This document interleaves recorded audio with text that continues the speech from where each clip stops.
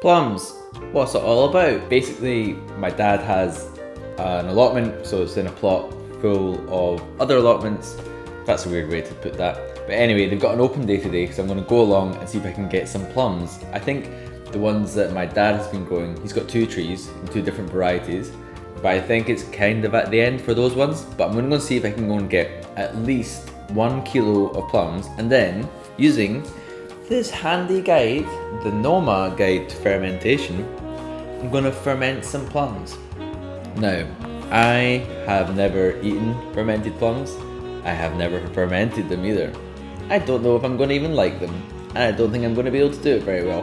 But I have wanted to try something like this for a while. I've dabbled with sourdough stuff and having a sourdough starter, you know, yeast, but I've never really ventured much further than that. So today I'm going to go get the ingredients, then I need to get some salt, and then I think I can basically do the other bits and pieces. But yeah, today's the day I'm going to start. Anyway, off to the allotment. So when I went to go to the allotment yesterday, there's no plums left because it's too late. I left it too late. So I'm in Tesco and I've got these ones instead. I'm going to use them to test out fermentation, and I got my non-iodized salt as well, which just means salt with no junk in it, so that's good. Here I am about to try and do it. Now I'm following a recipe from the Noma guide to fermentation. Hello! This is my first time trying to do this, and I'm pretty excited about it, although I was supposed to do this ages ago. I also think these plums aren't really ripe enough. Basically what I'm doing here is I'm going to take about roughly 1 kilo of plums, and then I'm going to weigh them once they've been de-seeded. I'm going to mix them together with 2% of their weight of salt, and that's non-iodized. I didn't really know what that meant, but basically it's like salt that doesn't have any other stuff in it, so just pure natural rock salt. And then I'm going to put it into like a Kellner jar, which you'll see in a second, which I've already sterilized, and I'm going to pack it, mix it all together, and then put it in the jar and leave it for I think a week, and with the lid off so the gas can escape, and then we'll see how it goes. I'm pretty excited because I've never fermented anything before. This type of fermentation is like Lacto. I think that's what it's called it's actually literally written in front of me. Lacto plums.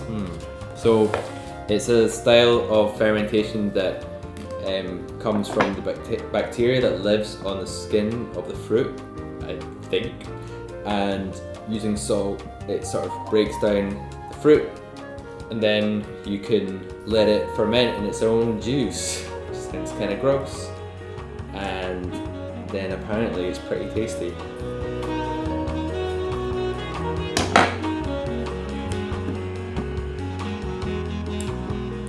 I've weighed out the plums and the calculated 2% of the salt, and I'm just mixing it all up. So in a moment I'll then put it into the jar. Woohoo! Well, not in a moment, now I'm going to put it now.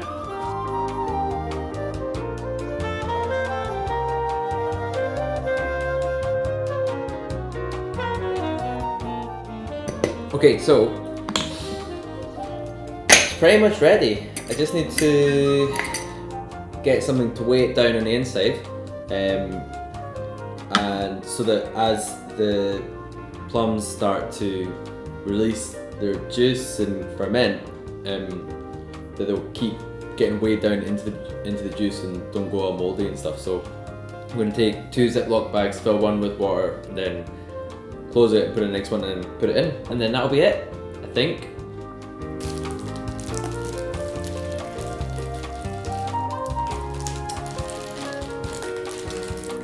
It's too much water. There is too much water in this. There's still too much water in this.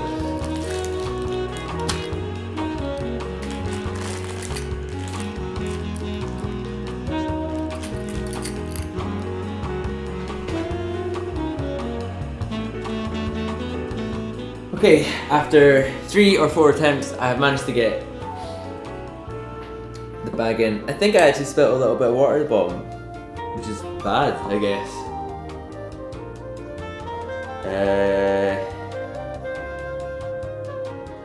Well, now we'll see what happens.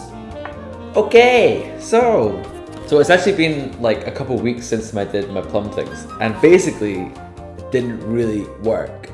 Now, part of the problem is that I wasn't here for like a week, so I wasn't like regularly checking on it, but basically I didn't really like close the jar properly. So when I came back a few days later, it was like filled with mold, and I know you can get like a bit of like white mold on top, and that's like pretty normal, but this was like too much, and it freaked me out. There was also like stringy mold, like it just looked pretty disgusting. So why did that happen? Well, I think there's 2 main reasons. One is that, as I said, I didn't shut the lid over properly. It says to take the seal, if you're using a jar like I did, away and close it so there's still gas can get out. But basically, it was like too open. And then the other thing was that the plums just like weren't ripe. I was worried that the ones that I was going to get from my dad's garden were going to be like too ripe, but then they were all gone. So I mean, I probably was right because it's the end of the season. But the ones I got from the supermarket were like just like so rock solid. I'm looking over here to see if I've actually still got any. I think we probably threw them away. We had 3 left, right? Now I got these in September, and even like last week they still weren't ripe. They were just like rock solid. So I think those things have all contributed to why it didn't really work. Now I did taste it, like some from the bottom and stuff, and I was like, I don't really get why you'd want to ferment plums. So, I mean, what was the point in doing any of this? There wasn't. However, the good news is that it did give me the confidence to try fermenting other stuff. And as you'll see here,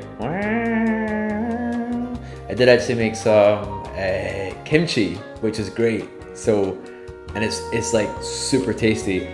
I'm pretty pleased for my first attempt at doing that. So, on the one hand, plums were a disaster, and that's sad. Well, a bit of a waste of time. Not a waste of making a video. And then the second thing was that I made kimchi, and that was a good thing. So, you know, weigh those up, and I think it's fine. I think it's fine. So, thanks very much for watching my video, and I think if you enjoyed this, leave a comment. If you want to see me doing more like stupid cooking things, not stupid, it was an intelligent thing to have tried to do. But if you want to see me doing more cooking stuff, then leave me a comment and I'll maybe try and do some more. I might make more stuff like that. So, but it'd be good to know if you want me to. The YAM family